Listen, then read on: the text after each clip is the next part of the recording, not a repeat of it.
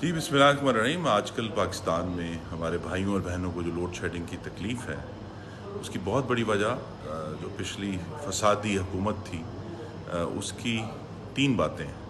एक तो उनकी नालायकी और नाअहली, एक उनकी सी पैक की दुश्मनी, और तीसरा नैब को इंतकाम के लिए इस्तेमाल करना। अगर वो नालायक ना होते तो आज करोट का जो हाइड्रो इलेक्ट्रिक प्लांट है, जिसे 720 मेगावाट बिजली देनी थी, वो मुकम्मल तौर पर काम कर रहा होता, लेकिन वो अभी काम नहीं कर रहा क्योंकि उन्होंने उसकी तरफ तवज्जो नहीं दी।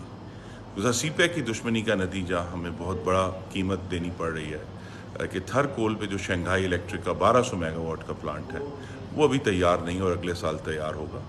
और इसके साथ ही जुड़ा हुआ है कि जो त्रिमू पे जो चौथा RLNG का प्लांट है, जिसने इस वक्त जो 4 साल से तैयार पड़ा है, लेकिन उसके ऊपर नैब के केसेस करके उसमें ताख़ीर की गई। तो ये 3200 मेगावाट ऐसे हैं जो PTI की नालायकी की वजह से हम तक नहीं पहुँचे, और अगर आज वो हमारे पास होते तो मुल्क में, पूरे मुल्क में 3 घंटे लोड शेडिंग कम की जा सकती थी।